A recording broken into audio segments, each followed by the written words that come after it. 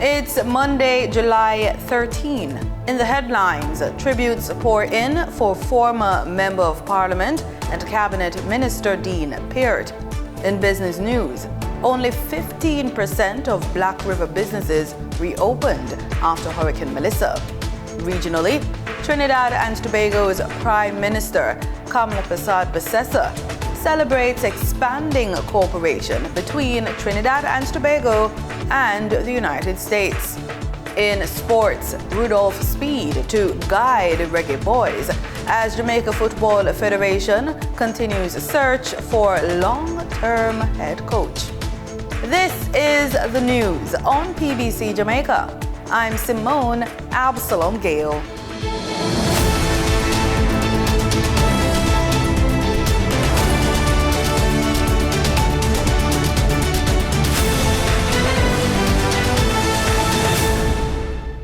Tributes are pouring in for former Member of Parliament and Cabinet Minister Dean Peart. Mr. Peart died on Sunday, July 12, 2026, at the age of 77. Members of the opposition's People's National Party issued statements remembering him as a dedicated public servant whose decades of service helped shape Manchester Northwestern and Jamaica. In a statement, the PNP said he proudly carried on the political legacy of his father, former parliamentarian Ernest Peart, and served alongside his brother, former House Speaker Michael Peart. The party noted that Dean Peart represented Manchester Northwestern for 22 years, winning the constituency in 5 consecutive general elections.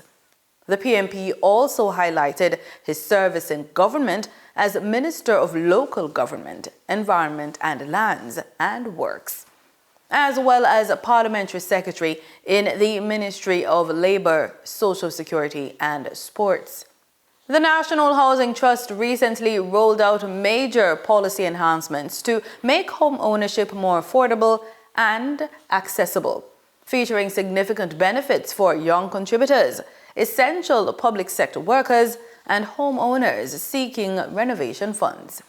The new NHT policies took effect on July 1. Speaking on the JIS Get the Facts program, Assistant Manager for Communication at NHT, Dwayne Burbick, explained how they are designed to make home ownership more accessible for Jamaicans. So it's looking at our different groups from time to time and to see how we can make some improvements to how the NHT can support them. Because NHT has always been about access, and equity of access. Definitely, and partnership. The NHT was built on partnership, and one of our biggest partners is, of course, our contributors and our mortgagors, so we have to keep that partnership alive. Manager of the Administrative Support Unit, Shara Cooper, says at least 20% of NHT solutions will be reserved for contributors between 20 and 35 years old. So we would want a 20-year-old, a 21-year-old, all the way up to 35 to get it. Why this is important to me? Because over the years, our young adults or young contributors, they have, appealed to us saying, what is in it for us? We have to wait until we are older in order to access a benefit. Because the PI, the Priority Index Entitlement System that we use, is really skewed towards older persons because we assign points, and points is based on your years of contribution to the National Housing Trust. So you will realize that the more years of contribution that you will have more points. She says access to 20% of deposits is also available. The 20% deposit now, that is specific to our young adults or young people or young contributors who are interested in purchasing on the open market. So you see a house or you see a lot and you want to acquire that, then what we do is we will allow you to access up to $2 million of your overall entitlement, and you can use that as a deposit in order to start the transaction to acquire the unit. Mr. Burbick also noted an interest rate concession for first responders and teachers. Many of them were out there helping people repair their roofs. They were helping the JDF, the police force. They were out there helping people and not having the time to even sit down and put in some of the grant applications for themselves. And we were happy to be able to support them in terms of going to some of these institutions to assist in terms of people applying for some of those benefits post-Hurricane Melissa.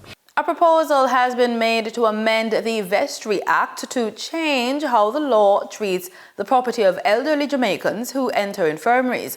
The call came from Deputy Mayor of the St. Thomas Municipal Corporation and Councillor for the Dalvey Division, Michael McLeod, during the last meeting of the corporation.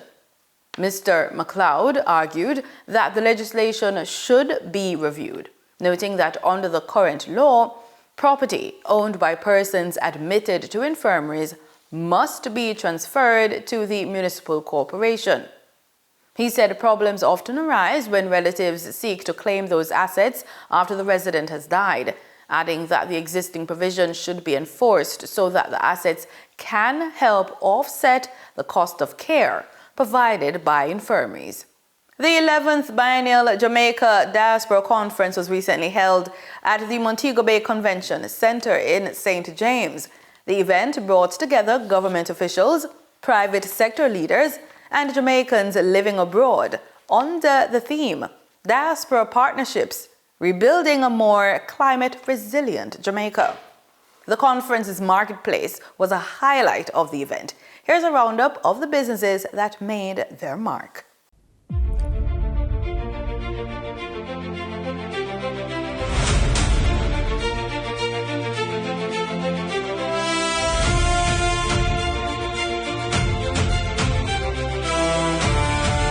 The 11th Biennial Jamaica Diaspora Conference has brought together Jamaicans from across the globe, fostering discussions on investment, innovation, and national development. We spoke with several exhibitors and sponsors to hear how they're strengthening connections with the diaspora and creating opportunities beyond the conference floor.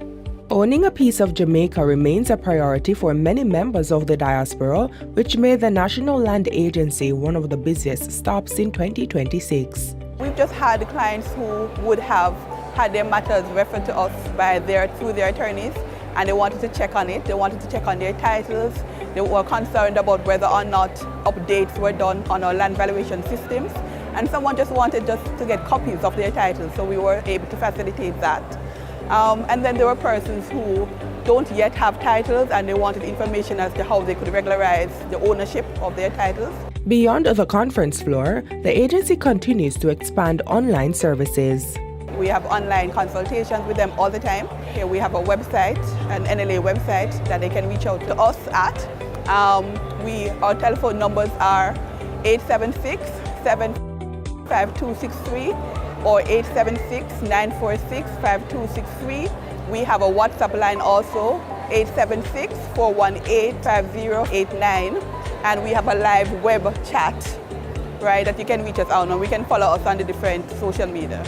Technology and education were equally strong talking points in the conference marketplace.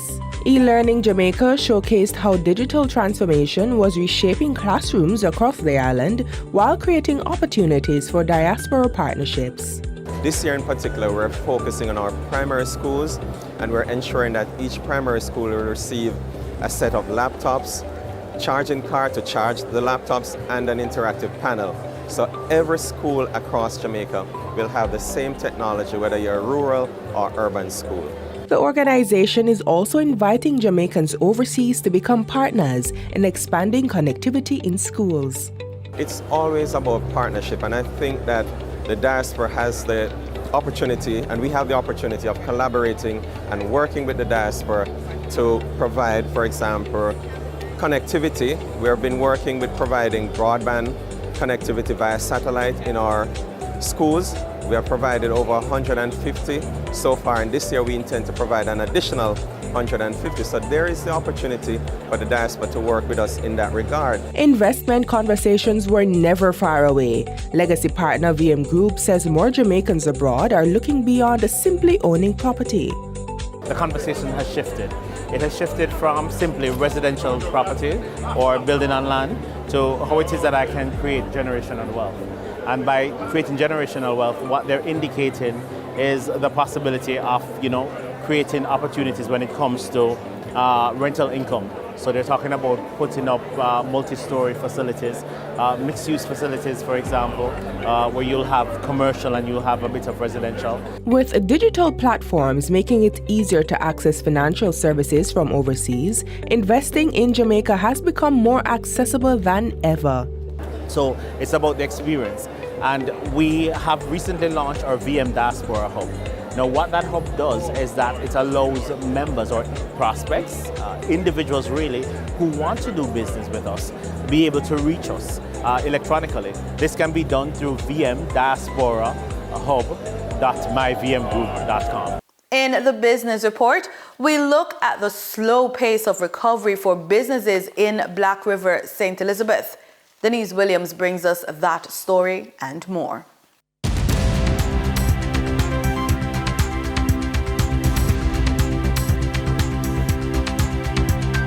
Welcome to today's business report. I'm Denise Williams, bringing you the developments shaping markets, capital access, and business decision-making across Jamaica and the region. Let's get into the stories that matter. The president of the Black River Chamber of Commerce says only a small percentage of businesses affected by Hurricane Melissa have resumed operations. Katie Ann Myers-Brown, president of the Black River Chamber of Commerce, says between 15 and 20% of impacted businesses in Black River are back up and running, while only about 5% of the Chamber's own members have restarted their operations. She says the slow pace of recovery is having a major impact on livelihoods, pointing to a recent survey by the St. Elizabeth Homecoming Foundation, which found that employment and income among firms with 10 employees or fewer declined by 87% following the hurricane. Mrs. Myers-Brown told RJR News that many business owners who are not members of the Chamber are now seeking its assistance to advocate on their behalf amid concerns about the pace of recovery and the response from government and the financial sector. She is calling for greater support from institutions such as the Development Bank of Jamaica, noting that many businesses were either uninsured or underinsured when Hurricane Melissa struck. The Chamber president says more targeted assistance is needed to help businesses in Black River and across St. Elizabeth rebuild and return to normal operations. The Financial Services Commission says the number of people enrolled in approved individual retirement schemes increased by more than 1,000% over the last 14 years, rising from just under 8,000 members in 2010 to over 90,000 members last year. The FSC says these individual retirement schemes managed $90.7 billion in assets at the end of the last year. Despite the reduction in the number of plans, pension funds continue to manage a substantial $755 billion in assets at the end of last year. For the trading period of July 10, 2026, the most actively traded securities were Trans-Jamaica Highway Limited with 3,197,027 units, representing 17.82% of market sales activities. Dollar Financial Services Limited with 2,401,454 units, representing 13.38% of market sales activities. Tropical Battery Company Limited with 1,655,652 units, representing 9.23% of market sales activities. Investor activity remained concentrated in transportation and finance, signaling continued interest in dividend-producing and strategic assets. Turning to the foreign exchange market based on Bank of Jamaica data for July 10, 2026. Forex traders recorded significant activity with strong demand across major currencies. The US dollar had trading margins reflecting steady liquidity, with the US selling at $159.65 and buying at $157.69. For the Canadian dollar, moderate gains supported by $5.50 transaction spreads. The Canadian dollar was sold for $114.23 and was bought for $108.73. For the British pound, continued volatility offered short-term trading opportunities of $5.68 in profits for the banks.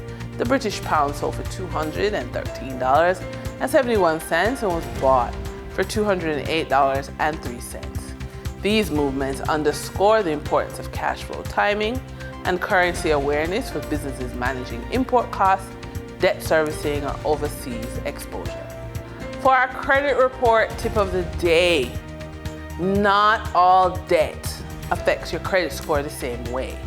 The type of lending product you use and how you manage it can have a significant impact on your credit profile. Credit cards are revolving credit, so consistently using a higher percentage of your available limit can lower your credit score even if you make payments on time. Personal loans are installment credit, and regular on-time payments can strengthen your payment history while gradually reducing your debt. Microfinance loans also help build a positive credit history when repaid responsibly, but frequent borrowing or missed payments may signal financial stress to future lenders. A strong credit score isn't built by avoiding credit, it's built by using the right credit products responsibly. And that's today's business report. I'm Denise Williams, bringing clarity to capital markets and strategy. Until next time, stay informed, stay intentional, and keep building forward. See you soon.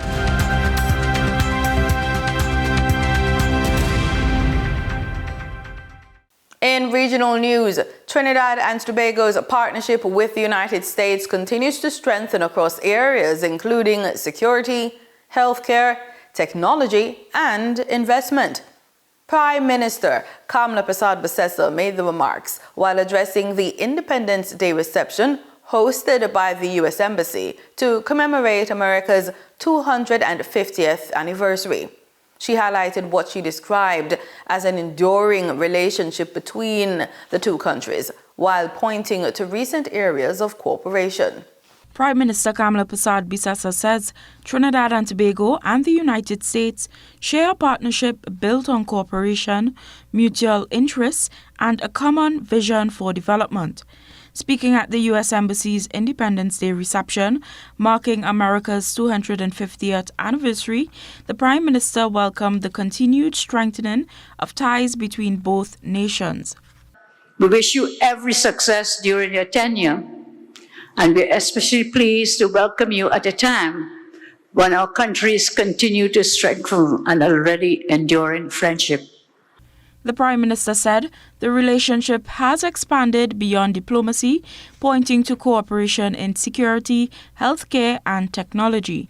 She highlighted joint initiatives, including training exercises with the Trinidad and Tobago Defense Force, law enforcement cooperation, and support to strengthen national healthcare infrastructure. Our endorsement of this initiative underscores TNT's commitment to bolstering security efforts and working with our regional and international allies to ensure a safer, more stable hemisphere. Beyond security, the spirit of cooperation is equally evident in tangible, life-saving ways. The Prime Minister also noted the role of the United States in supporting Trinidad and Tobago's advancement in areas such as cybersecurity and international affairs. She said the partnership continues to evolve to meet the challenges of a changing world. However, throughout its journey, the U.S. has demonstrated that the strength of a nation is rooted in its people and in their capacity to adopt, persevere, and shape their future. That same spirit of resilience and shared purpose underscores the enduring partnership between Trinidad and Tobago and the United States. Prime Minister Persad-Bissessar also announced that earlier in the day, agreements were signed with 3 United States companies for investment opportunities in Trinidad and Tobago. These include plans for data centers and support for the rebuilding of the country's steel industry. She said, as the United States enters its next 250 years, Trinidad and Tobago remains committed to being a partner in strengthening regional and global cooperation. The reception formed part of celebrations marking the 250th anniversary of the independence of the United States of America. Barbadians continue to receive financial assistance as government responds to rising living costs. Prime Minister Mia Mottley says several measures remain in place to support the country's most vulnerable citizens. Ms. Mottley explained that the government has introduced measures designed to offset rising prices caused by global inflation. She was speaking during a news conference following the 51st regular meeting of the Conference of Heads of Government of CARICOM. In our case in Barbados, we've introduced a cost of living allowance for all pensioners, $100 a month, plus, which would be $50 US, plus, of course, for those who are on welfare.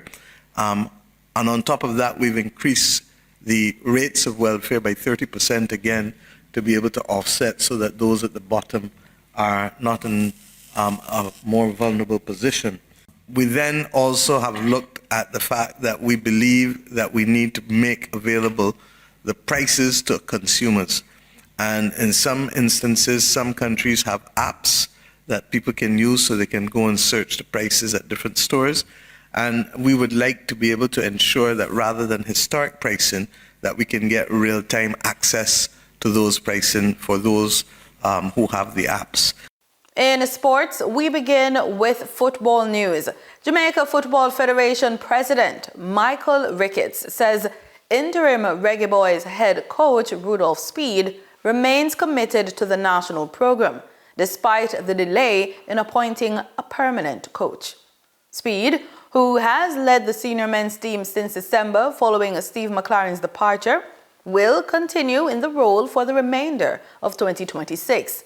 After the JFF board approved a recommendation to extend its search for a permanent head coach by another 5 months. The Federation now expects to make an appointment by January 2027. France, Spain, England, and defending champions Argentina booked their places in the semi-finals of the 2026 FIFA World Cup, following quarter-final victories between July 10 and 11. Spain edged Belgium 2-1 on July 10 to join France in the last four, after the French had defeated Morocco 2-0 a day earlier. On July 11, England secured a hard-fought 2-1 win over Norway to continue their impressive run, while Argentina defeated Switzerland 3-1 to keep their title defense alive and complete the semi-final lineup. The results mean France will face Spain in the first semi-final on July 14, while England will take on Argentina on July 15 in a blockbuster clash for the remaining place in the World Cup final. With just 4 teams left in the competition, the race for football's biggest prize has narrowed to 2 European heavyweights. In cricket, the latest one-day international victory over Ireland was a special one for the West Indies senior women's cricket team for several reasons.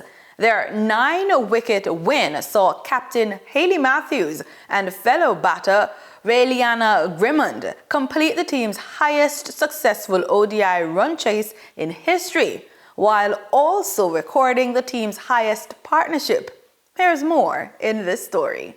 The Bredy Cricket Ground saw a special performance by the West Indies senior women's cricket team in their first one-day international versus Ireland. Chasing 269 runs, the West Indies successfully reached their target of 270 with only the loss of 1 wicket. The victory meant that the Windies completed their highest ever ODI chase in history, which included their highest ever ODI partnership of 256 by captain Hayley Matthews, who scored 159, and Raeliana Grimmond with 91. I felt like it was a real proud moment for me to get to 91. A bit disappointed that I didn't get to the 100, but still proud of my performance. I think that is a great achievement. Not only for us, but everyone as a team. Yeah, I think as a group, being able to chase down 270 was pretty cool, especially for the loss of one. And I think, big up yourself, kudos to you for setting that tone with me at the top. Matthews hailed her and Grimmon's patient approach as the key factor that got them over the line. I feel like we had a good start in the power play, and that kind of gave us the opportunity to just play each ball on its merit through every single over. And I think what was really good is we kept picking up boundaries right throughout the innings and finding a way to keep the scoreboard ticking over, which was pretty helpful and I guess gave us the opportunity to not have to take too much risk. The Windies will next take on Ireland in match number 2 of their ODI series on Sunday at 5:45 a.m. TT time. Adrian Lazar, TTT Sport. And that's it for the news on PBCJ. You can follow us on our social media platforms at PBCJamaica. Thanks for watching.